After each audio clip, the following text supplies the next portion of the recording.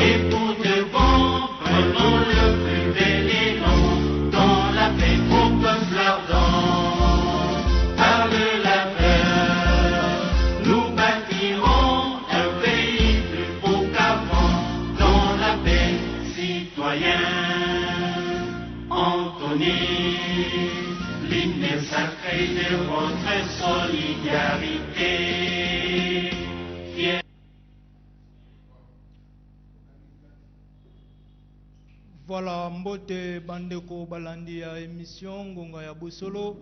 esengo la biso esongo tondi biso ya koyeba ete boza ebele liboso ya batando na bino ya mikia pona kolanda émission la bino magazine d'actualité ngonga ya bosolo. Voilà, merci na ba oyo nyonso ba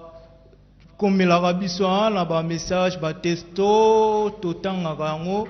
Esengo tondi biso ya koyeba ete boza ebele lelo pona kolanda émission na bino ngonga ya mosolo oyo ezali kokamba malamu na mboka Christian Atuni Kolomboka. Voilà, comme entendu, état de droit ezolobela mamingi na kati ya mboka na biso. C'est pour cela tolobaki plateau ya lelo tokolobela qu'est-ce qu'un état de droit o tozo vivre na Félix Tshisekedi. Lelo, est-ce que ça réellement état de droit ou ça règlement de compte au batebele baza koloba que non ou ça sous état de droit ou comme règlement de compte. Voilà, je ne suis pas seul, je ne suis pas seul au plateau. J'ai l'honneur de recevoir pour vous Monsieur Raphaël Duquette qui est juriste. C'est avec lui que nous allons passer au moins quelques minutes. Bonjour Monsieur Raphaël. Bonjour Ndeko Christian, bonjour na balandi nyonso ya émission Ngonga ya Bosolo na bisika nyonso bazwami pona kolanda biso. En tout cas na sepeli mingi na invitation na otango bengi sainga poto ya kolobela matali mboka na biso Kongo poto na ngoka moko. Voilà Monsieur Raphaël Mwanamboka esengo tondi biso ndenge oyo ko répondre na invitation na biso pour discuter par rapport à ce sujet. Boti kana ebisa bino que ba invité mususu bakoya o to pesaki bango ba invitation ba lobi bakoya mais jusqu'à présent ba musu ba obi ba muteage ezali. C'est que nous devons quand même comprendre que journée à samedi ezala toujours comme ça. Sans plus tarder na olinga to kota direct na vif ya sujet na biso mwana mboka. Le lobaza tozolobela makambo état de droit ezolobama partout batu bazoloba état de droit. Qu'est-ce que tout d'abord un état de droit? Merci les sous-ndeko Christian. Merci na mutuna na yo. État de droit, en fait, yambona na ya nona mutuna état de droit ezoloba mate mais toalinde ko bika état de droit kati na mboka na biso. Alors, tokobanda na ko yan na ko manyola nini toyoka kato tango tolobaka état de droit en fait etindaka na nini. Po mwana ko bota mate abandi mbala moko kotambola kokima bango ifa banda na kofanda angulumi sima akoyeba kosala ba étape ya vie. Donc tokobandaka kolobela état de droit te mais nini penza état de droit na sepe na mutuna nao. Alors état de droit na ndenge balobi na munoko ya lopoto balobi eza en fait soumission ya batu nyoso. Donc c'est la soumission de tout le monde, de tous à l'autorité de la loi. Donc na lingala tobengi yango eza ndeke mobeko to mibeko ya mboka nde il faut ezala likolo ya bato nyonso ozala mokonzi ozala mutu oza président de la République ozala ministre ozala député na état de droit elingi koloba ke mibeko nde eyali likolo ober biso batu toza na se ya mibeko. Mais moi Lamboka, est-ce que oh tozali ko vivre lelo, est-ce que tokoloba ngo état de droit parce que tozali ko mona bande ko baza koloba ete Félix Tshisekedi a prometté biso état de droit mais oyo tozali ko mona lelo ezali ba règlement de compte. La plupart état de droit ngo ezaka bande koné basali ba coalition nae. Est-ce que ça réellement état de droit to ça ba règlement de compte? Même na Biblia et pour maman que la justice de Dieu commence dans sa maison. Sembo ya tata nzambe ekobanda to ebandaka se na ndako na ye moko sima ekoyingela na bandako mosusu. Pona koloba nini oyo tokobika lelo eza règlement de compte te. Ozo comprendre ngandeko kozala discrète po ato kolobela mai matali mboka il faut bato te mona mboka nazana yo landa lo bato oza discret kolanda bato bazo distraire yo te soki yo moko za na distraction fandisa maele na se yo kama eto koloba po bandeko na biso baza na bafandi bazolanda biso po ba il faut ba comprendre ni nango to kolobela awa lo mona mboka bandeko baza kolanda yo état de droit et ali règlement de compte te. Eza ndeke ndenge kama ndenge nalobaki na ebandeli eza mibeko nde yango ezokamba mboka sikoyo. Il y a aussi na mboka moko ya bapaya ya mboka moko babengi Lituanie baza na proverbe na mongo balobaka que il y a pas de plus mauvais diable qu'un paysan qui devient seigneur. Boko comprendre ngande ko Christian nazolanda yo mona mboka tokei elingi koloba nini soko moni kati na mboka elisu batu te en fait elisu mibeko te nde ezokamba batu ekomi sentiment ya batu to mutu moko nde batie likolo lokola yenda akomi mibeko toza lisusu nekolo te oyo nakolobela eza maye tobikaki mingi banda bambula ebele plus de 18 ans tozalaki kobika mambo ebele bon 18 ans nazwi règne ya ndeko na biso Kabila na baoyo basuccéda ye c'est-à-dire ekomaki mibeko te mais eza nde volonté to oyo ndeko Kabila koloba yango nde kosalema mais oyo tokobika lelo eza te ndeko volonté ya ndeko président de la République Félix Tshisekedi oyo azali na soutien ya mboka ekolo mobimba na baye oyo bakongolais mpenza nyonso ya solo bayebi ke bazopesa ye chance mpe baza kosoutenir politique na ye mpona ke mboka eyeba kokende na liboso. Ça n'a rien à voir avec le règlement des comptes, eza juste que justice ndeko Christian nazosilisa kokatanga maloba te nazosilisa seconde ata 10 nazosilisa eza te ke azorégle bato bacompte parce que président de la République eza institution parmi tant d'autres na mboka. Justice eza pouvoir judiciaire, donc il ne faut pas comparer le pouvoir exécutif au président de la République na pouvoir judiciaire au justice au kosala musala. Merci mon mboka nazozongela yo topesa maloba na bandeko na biso baza ko baye ko rejoindre biso na plateau. Mbote mwana mboka. Mbote tata Christian. Boni nzoto. Toza malamu. Bon avant volume ici peut-être pour en état talanga mboka ngonde ezali mais tokomi quand même. Voilà, tozolobela makambo état de droit awa, tozolobela makambo état de droit na kati ya mboka na biso bayebata bato baza kotala biso na ngonga oyo baza kosa bayeba est-ce que réellement tozovivre état de droit to eza ba règlement des comptes? Bon, avant koloba soki ezali règlement des comptes soki eza état de droit il fallait toyeba nanu état de droit réellement ezali nini. C'est ça le départ. Soto yebi état de droit ezali nini, ne toye peut-être bana mboka ba ko distinguer entre état de droit na règlement de compte au lobby. État de droit ezali mboka oyo mibeko ezali likolo ya bato nyonso. Ezali na muto te ala likolo ya mibeko bato nyonso zo landa mibeko nde elobi. Kobanda na président de la République, parlement, gouvernement, pe na cours des tribunaux, bango nyonso bazo agir conformément na mibeko ya mboka. Na situation ya bongo nde tokoki koloba ke toza na état de droit. Mais dès le moment que ba règle wana soit architecture wana eza respecté te, eza vraiment état de droit. Mais na minute oyo ba congolais ebele bazo komituna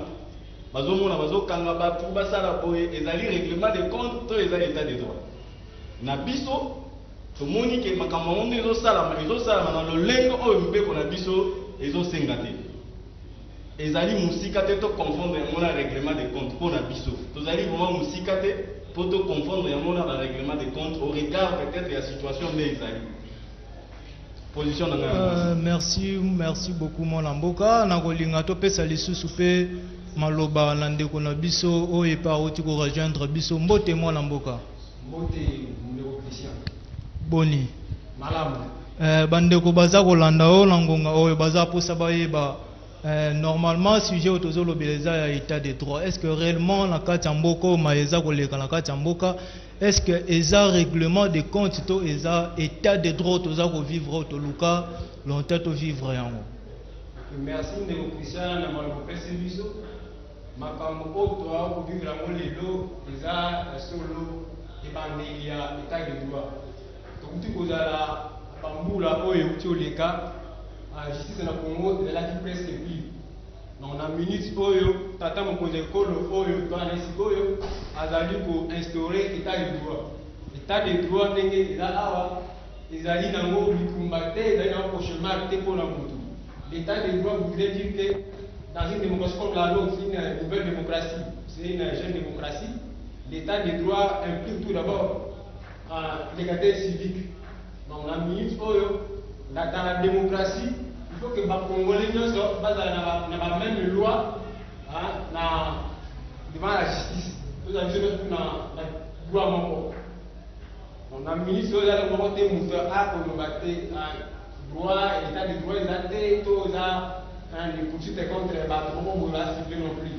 Ce qui n'a pas les lots, attendez beaucoup de Christians, vous avez dit que tu n'as pas violé une fille, tu n'as pas volé un bien autrui. Dès un état de droit, vous avez poursuivi contre le moment. Donc si tu te sens touché, c'est parce que quelque part, vous vous sentir gêné pour un tel fait que tu ailles à commettre la fois passée ou un micro.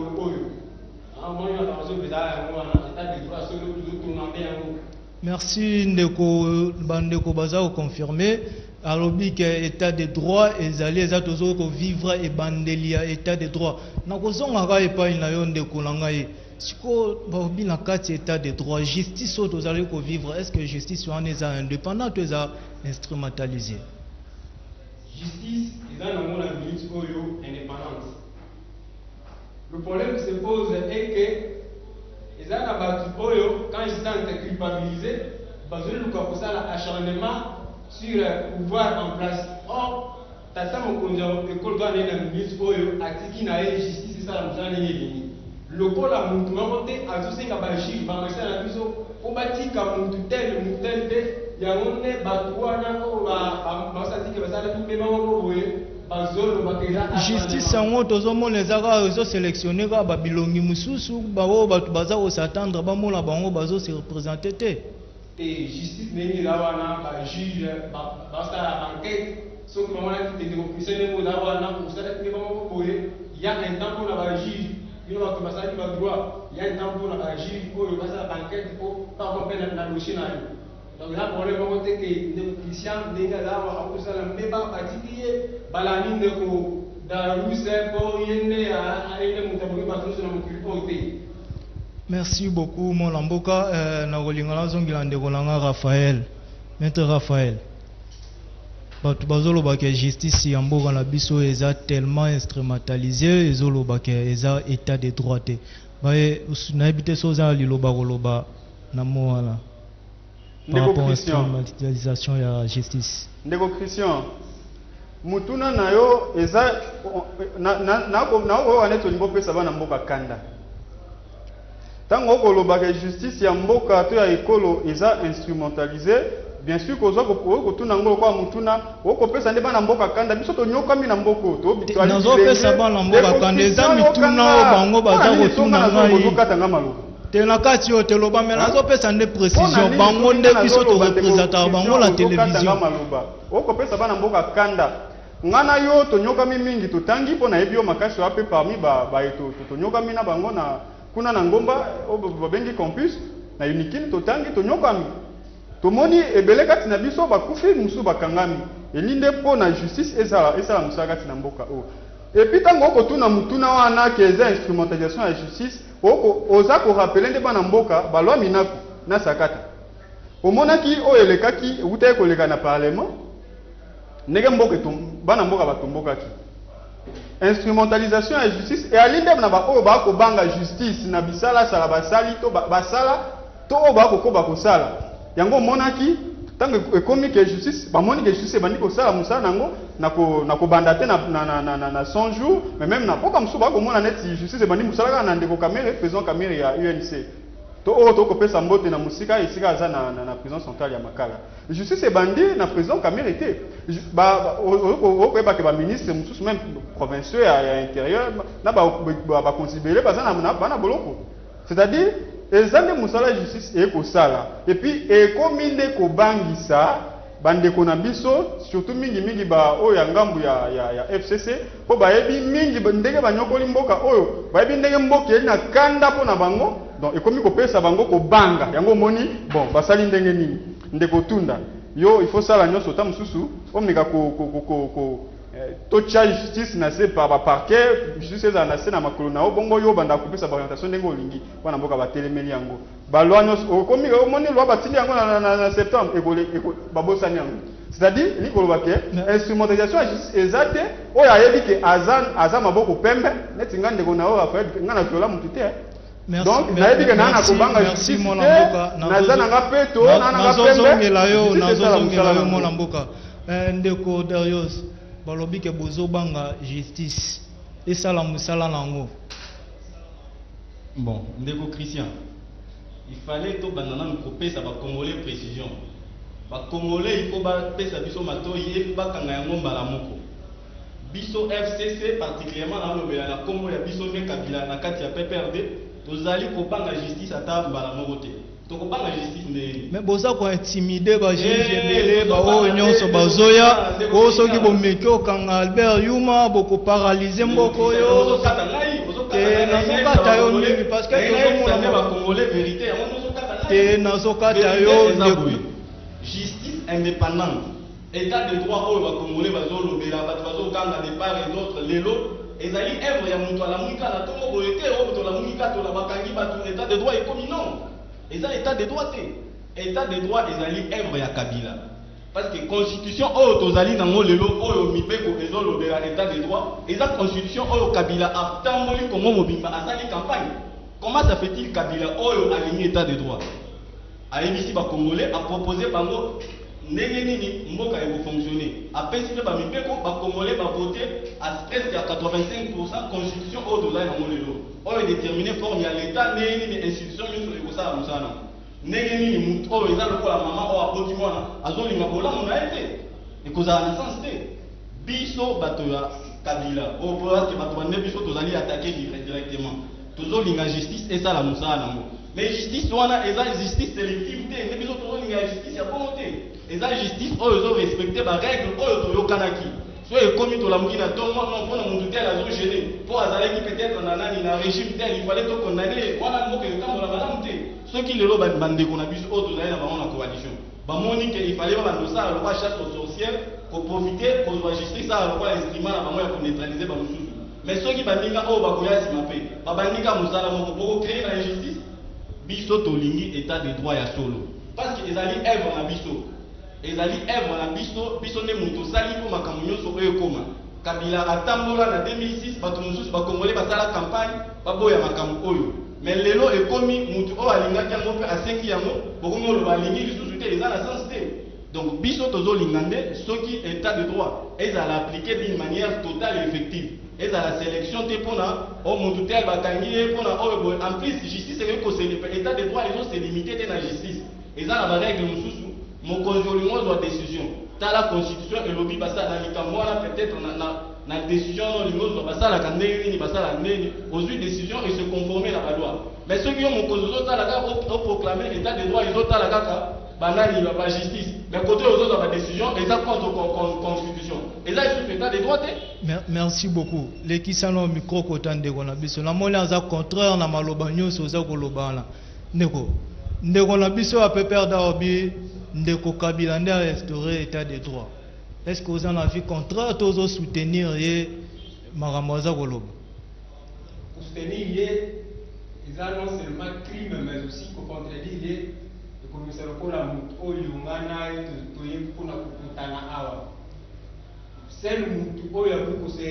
revendiquer paternité à conscience à biso il a le peuple congolais. Donc il n'a qu'un référendum. Les gens qui ont un côté, les gens qui ont un côté, les gens qui ont un côté, la mouki à percevoir cette constitution. Donc il y a un référendum, peuple congolais de décider pour la constitution qu'ils ont. Les gens qui ont un côté qui ont un patron état de droit puisque il y a un tambour dans le Congo. On va essayer de faire un Kabila.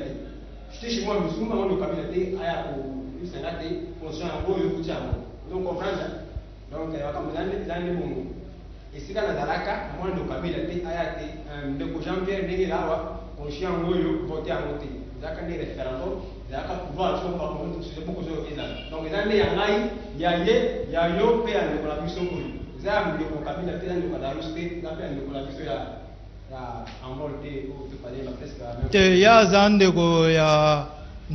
a un MLP,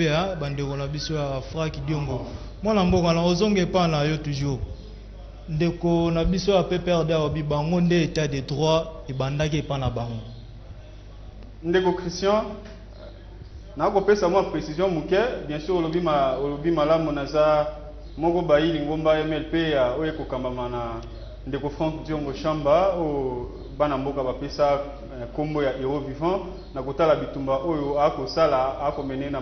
mboka o mais awa na ye lokola scientifique lokola intellectuel na ye lokola pona mi benga indépendant na ye lokola mutu mobwe oyo naza esprit libre vous comprendre alors na ngaki ndena cha moi na pesa moi précision wana voilà bande ko balandi yo to kemba la mona sujet de conclusion eli soni ya soni makasi komona elenge lokola ndeko na ngai ona ko posa na tanga kombe ite ndeko Darius oyo aza koloba liboso ya bato nyonso kende ko Kabila nda aza auteur soki nde ye mutu amemela biso état de droit kati na mboka eza soni makasi soki tozalaki na mboka moko ka nde toko vivre état de droit te ndeko Darius aki mutu moko eketanga akobima na baba so bamoni bakobambe mabanga po ya soni makasi état de droit ezo ko reconnaître ndeko Kabila esika ndeko Kabila esika soka soutenir ndeko Kabila nde fo bambe mabanga libanga ba comprendre te pourquoi ta ngana ko loboko katanga maloba mingi te naza ko kata yo te ndeko tokei bandeko bazoke 3 minutes na otokei bete osanga ko geneo te zate tokei ndeko oko kata katanga wana ya liboso tokei na ko kata naza na ngonga muke par rapport na bandinga na ngai donc na ko mona que sélection ko ba ko bezande awa ba ko sélectionner eza awa te tokei loba 3 minutes na yo ezali donc na loba ki bongo ke eza soni ndeko Kabila esika azana na ngonga oyo na kinga kati na ndenga zaki na période ya nation akoka ko yeba nyonso sauf loko ba ngi état de droit et pas na ezati donc FCC en général et puis ndeko na biso ex-président Joseph Kabila n'a rien à voir avec l'état de droit. La preuve est que aux monake kobanga iki keza mbutu eza FCC ko ningana ye moko akobanga makasi na kutala mbeba nyoso na ye na ba FCC basala ikati na mboka o tango ndeko na ngai Darius akoloba ke to na justice moko sélective na mboka o eza ko sala nga passe mingi ponde ko Darius ali moko na bai o to fandi na ye to tangi na ye longo to bandi na pasi to ko nyoka na pasi pe to sisi classe na pasi mais quand on est Darius akoloba mambo ya état de droit de Kabila et puis akwa que justice sélective eza mo pasi makasi sélective na nkamuni baye o ba ko landela eza baye basalaki to ba ko sala bambeba oyo moni ki asalaki mbeba balandeli ete nani et puis soki balandeli justice ena ndenge na ngai ko travailler et ko sala musala nango ba oyo nyoso tout so otali lo ba ko banga azobanga ndeko biso vérité ndeko Christian aza ko banga ndenge azona ebika ke mutu bulu ekande kota FCC po ba ebi est-ce que kaka FCC nde baza basala mabe na kati ya mboka oyo kaka po lelo mingi mi bozo menacer ka bato ya FCC est-ce que eza kaka bandeko ya FCC kaka nde basala mabe mingi na mboka oyo soki epesamela nga pouvoir ya kotuna mituna ngai na tino mais yo moko ntango okotuna nga motuna wana oza na kondima te po ebika ke soki mabe eza na kati ya mboka oyo eza FCC ntango nakoloba FCC deja okomona banda likolo tina se yango ozomona eloko bana ngo bakobanga na mito eza nini eza nde état de droit. Donc ils ont affaire à l'état des droits et non à la personne du président Félix Tshisekedi. Donc c'est l'état des droits maintenant qui devient qui fait peur maintenant dans la FCC. Mais base de la malembe ils ont que des moko mon super autre ko chai mambo kwa wati.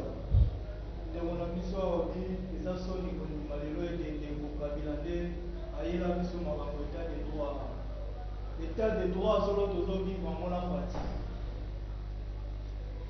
Ndeko Christian. Na moni oseki. Te na il fallait la seka. La seka pour la pese la ngosi ko vérité à ce moment-là. Ndeko na ngai aza conscient. Baza conscient que ba yebi vérité. Et loko zo le kanamboka o le loto zo capacité tozo regretter eza ingratitude o ba na mboka mususu bazo afficher. Mais majorité à Congolais, baza honnête, bazo reconnaître paternité, on a la volonté, on a reconstruire mboka pe ko tchaba institution o stable mais fonctionner na ba lolenge o mibeko na mukili mobimba ezo senga. Moi na mboka Joseph Kabila. Aye na mboka oyo bino moko boza témoin boyebi comment il a trouvé les pays. Boyebi ndenge justice amo lelo bato bazo beta na mboka boyebi ndenge ezalaki. Soki ba réforme te o ezalaki initié à partir ya 2006 na constitution na biso oyo bakaboli ordre commissaire toza na ordre judiciaire toza na ordre administratif na cour constitutionnel oyo na côté mususu tolinga tolobela état de droit biso tozolinga état de droit tozolinga yango parce que eza sécurité mpona mutu nyonso mais tozolinga te baprofite sous prétexte wana ya état de droit mpona bainsécurité bakongole mususu yango wana biso tozolinga te eza tozali koattaquer président Fati te ni encore individu moko mais tozobenga nde baacteur nyonso oyo bazoko intervenir na secteur oyo mutu nyonso asala mosala na ye nde loi ya mboka loba vérité tozolinga état de droit FCC akoki kopanga ata mbala moko te état de droit po eloko bango balingaka mpe babandi osalela depuis bazali na bokonzi na présidence mpe peut-être ekomi ke mwana mboka Fati parce que alternance ekomi elko nyonso wana ya Kabila moto alingi yango ekoma mpo bozomona na mboka mobimba Afrique bozomona ya suka yango oyo na nani na Côte d'Ivoire bozomona makambo nde eza komona elenge boyo na volonté ya kotonga mboka na ye abimi akei donc biso tolobi tozolinga état de droit état de droit wana ba respecter mibeko nyonso oyo état de droit eza kosenga tokoma te lelo nga na mboka na mungi tongo azolelo bakekanga ye o bakangi député balandi aza na banani ba immunité na ye balandi makambo nyonso wana te parlement STG bapolisier baye bakangi alors que parlement ezali inviolable donc biloko nyonso wana tozodéplore yango tozosenga nde na baacteur nyonso motu nyonso azwa responsabilité na ye et que état de droit oyo biso nyonso tozolinga parce que justice eza fosa. Mais pourquoi kaka bino na FCC nde bozobanga justice toza kobanga te ndeko na ngai tobanga justice vraiment organiser tobanga justice tozolinga parce que nazo répondre même question na chaque fois que soki balingi batia maboko na mutu ya FCC oyo asali mbeba il faut kaka bomenacer kaka il faut kaka bomenacer nazongi na ndeko Yuma tango balobi kaka non bakanga ndeko Yuma bakange te me bameni kaka bakiate kaka me botelemi oyo tokoparalyse mboka soki bomeki kaka kosimba ye mwana mboka Christian oyebi mboka oyo mikolo système oyo ya basango ya lokuta ezali kose développer mingi tokotonga mboka na lokuta ata mbala moko te totonga mboka na vérité biso totikala koloba tokoparalyse mboka tokosala te tokotikala koloba ngo te ndeko nakoki tozolinga te ndeko Christian te ndeko Christian voilà bobongola maloba ya SP chatarité biso tozolinga nde état de droit esalama mais so bolingi bosala eloko elanda nde mimbeko nde constitution nde baloi ya république ezosenga ekoma te tolamuki ntongo bosalika parce que imere ya motu biso eloko wana nde tozokoya tozali na coalition oyo tozali nango tosali coalition sur base ya constitution tozolinga nde constitution ezala respecté na article ya liboso ti na article ya suka ezala te baponaka article oyo po ezosepelisa moto ezala te biso tozolinga bongo te yango nde nazorépondre yo nalobi biso tozokima justice au contraire tozolinga justice esala mosala nango na ndenge elongo bani. Merci beaucoup bandeko baza kolanda biso. Naza quand même koyebisa bino ete plateau ya Ngonga Bosolo eza uniquement la couleur mon côté kaka nde boza komona bandeko na biso ya FCC bandeko na biso ya Cash bandeko na biso ya Lamuka bango nyonso baza koleka mpona kopesa bafi na bango nakozonga epa ndeko na nga kuna ndeko na ngai mwa point de vue na par rapport ya ndeko oyo aza koloba ete état de droit ezali mwa mbutu ezali na kati état de droit. Est-ce que yo za ko partager même ndeko Christian nalandi makambo ndeko Darius auti koyebisa biso awa a évoqué entre autres makambo ya badepute bazokanga bango pas plus tard que hier ndeko Frank Diongo bakangaka ye lokola soso babeta ye atanga makila lokola ebembe ya nyoka akotaki makala wana ezalaka état de droit selon ndeko Darius. Ndeko Jean-Claude Muyambo azalaka député bakangaka ye azalaka député wana azalaki état de droit nani na méthode ba ndeko Darius. Ndeko Jérôme Lumba député en fonction bakangaka ye sans une seule procédure nani parlementaire wana état de droit selon ndeko Darius. Wana par rapport à quel fait ndeko Jean-Claude Muyambo asalaka nini mpo bakambi en flagrance ndeko Joko asalaka nini mpo flagrance akometa fe nini et puis lelo député nini oyo bakangi ye akei makala kuna aye na makala bauti kobengisa ndeko na biso moko député Jean-Jacques Mamba babengisaka ye bakenda na ye devant bajuge bayoka ye après bazozali na palais bazozali na ndako na ye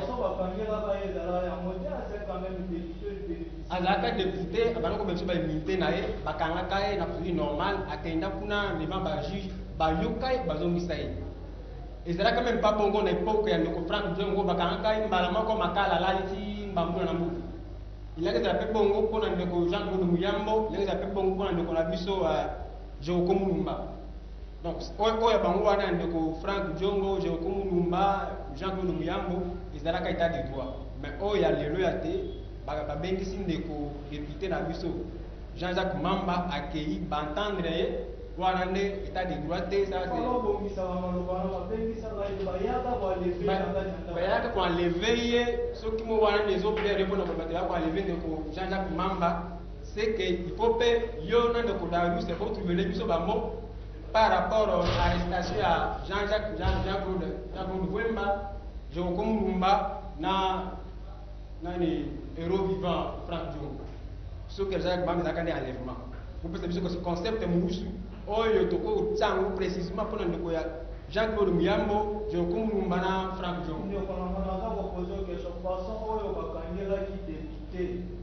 Jacques Mamba wana eza le maté tout ezalaki ezalaka enlèvement te il a été interpellé baye kokanga ye na kati ya kati hotel na kilote un député bakaki na hotel na kati hotel na kilote waki azalaki ne pas na ye azalaka ne pas na selon information de notre possession il était chez lui à domicile azalaki baye wana bakangi ye il n'était pas na hotel na hotel azalaki na hotel à moi de Jean-Jacques Mamba azalaki député respectable azalaki ne pas na famille bien que l'arrestation enlèvement nous obenga cause à nango na ba fait moko boyo et c'est périsate mais il n'a pas été à l'hôtel sinon on expliquera rien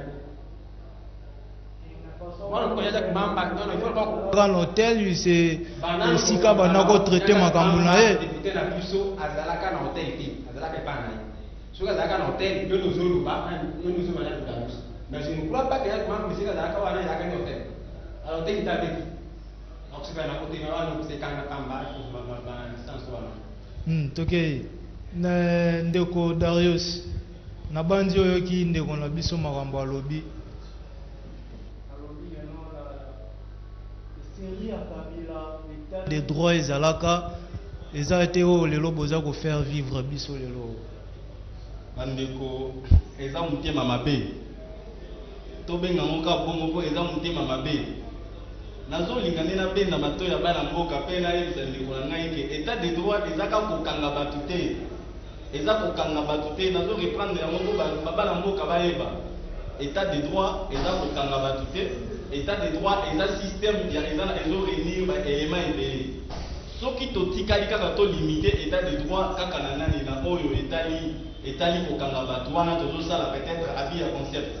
état de droit ezali ozwi décision et se conformer na baloi ya république yo citoyen olingi opose action ezo se conformer na baloi ya république donc mutu nyonso na logique wana nde tokotonga état de droit ya solo na régime ya Joseph Kabila état de droit ezalaka totikala komona te Joseph Kabila azwi ordonnance omoni bana mboka bana mayele nyonso ya bao bandeko na biso basala droit ne bakanga ordonnance eza nani constitution eza violée ba ordonnance oyo ezali boye ozomona yango donc tokomi komisa na kutu na yango voilà merci beaucoup na kolinga mwa question ya suka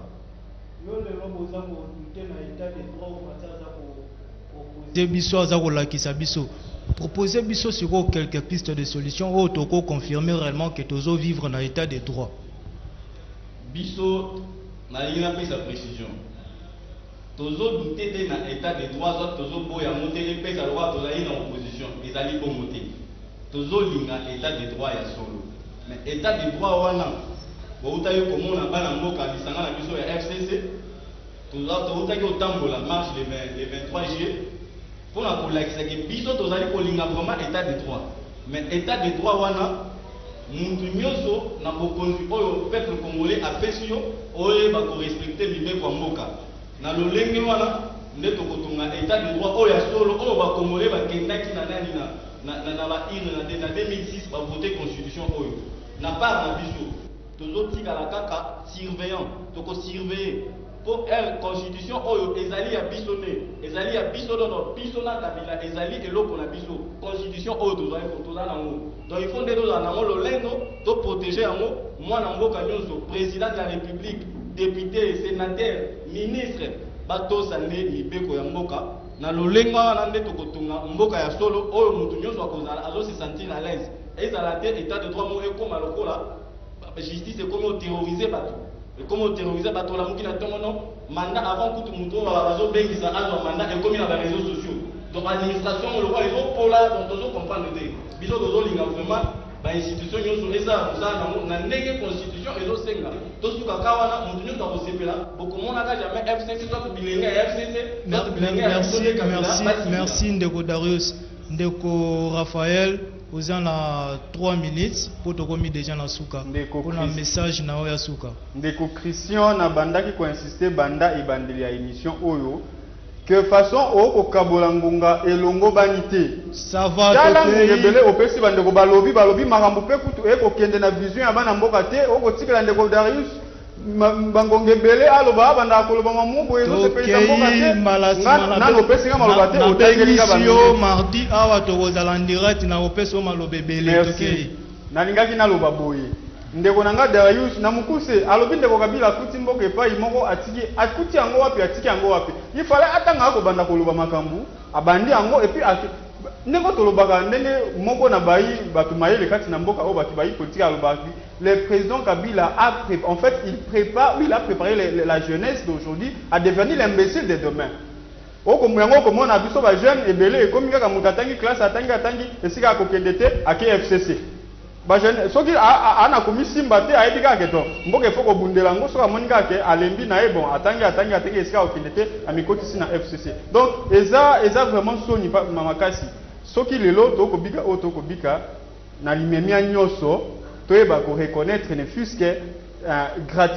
gratitude wana mwana mboka Félix Antoine Tshisekedi Tshilombo oyo akokotisa biso na mboka penda ya solo oyo tokovivre eloko babengi état de droit makambo ya FCC tolobelaka ngo mingi te ndeko nanga Darius oali elenge kolobela kango mingi te pota ngo koloba ngo ba komona o komi yinisa yo moko pamba yo tikande ko Darius aza ko soutenir oza droit fondamental pour ye yinisa ye na libulu ndeko Christian yo ko boyela ye ba oza ko yinisa na libulu donc aza jeune to ali bilenge biso surtout to bundela ekolo to ya de président Félix Tshisekedi a réussi mandat na ye to yeba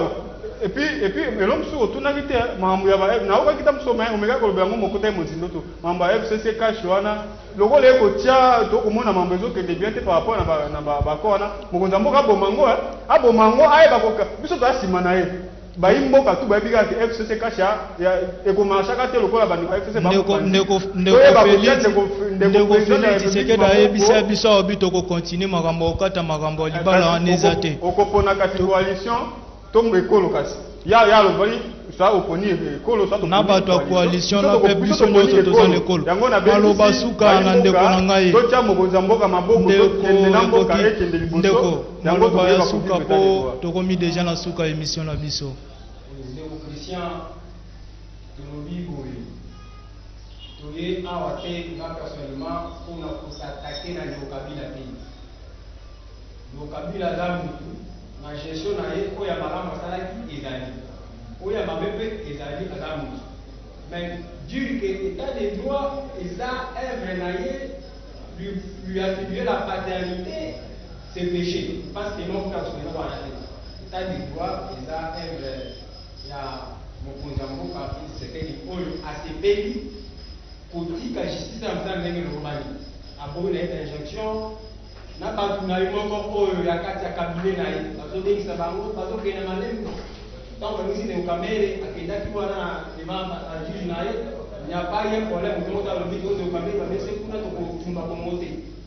bauta kobengisa conseiller na ye mpona likambo ya 2 millions akendaka na justice kuna alobaka asamba ti lelo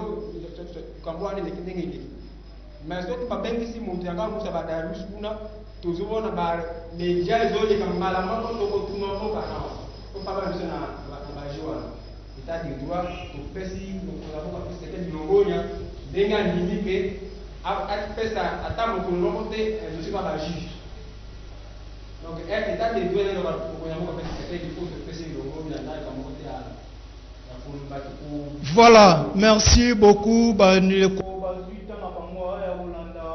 émission na bino ngonga ya bosolo tokomi deja na suka ya émission na biso nakoyebisa bino boye nalingi na lobela badossier ebele bozalaki mpena ebele ya kokomela ngai par rapport à dossier ya Eteni Longondo oyo ezali koleka bamédecin baza koréclame basalaire na bango na banzi mikolo eza koya tokolinga totia maboko na bandeko oyo baza na cabinet na ye po tozwa un peu ba vérité mosusu toza kolobela lisu ba dossier oyo etali ba église baza ko ba église na ba école le $50 oyo ndeko na biso Gentini aza kosenga bon wana tokota lisu pe na détail à profondeur ya makambo wana te toko lukato landela non normalement mais ndenge sengeli to yeba ba information lango bandeko nanga na koyebisa bino ete émission ya ngonga ya bosolo oyo totie plateau oyo pona sujet oyo parce que ebele ya bato baza ko ganga la balabala koloba ete Félix Tshisekedi aza ko vivre biso état de droit te oyo eza ba règlement de compte na bandeko na ya FCC na bandeko na le basali coalition mais la kolinga ete bandeko na biso nyos ozala ya cash ozala yopo ya lamuka ozala ya FCC bandeko totie plateau oyo pendant 1 mois oyo tokolobela toujours état de droit yo muto ozali na likanisi ya kopesa pona état de droit komela biso na numéro wana toko luka façon to localiser pour participer na émission na bandi tokomi déjà na suka émission na biso topesi mbote na batu nyonso bazuita na bango ya kolanda biso en direct kati na Kakuji TV yemoko le pasteur le prophète Moïse Kakuji na bandeko na biso bazuita libaku ya kolanda biso na kati ya Ajika TV na kati ya Congo TV na kati ya Winner TV esika ba chaîne na biso ya YouTube oyo bolandaka biso botikala malamu na bandi ke tokokutana na mikolo ekoya. Merci.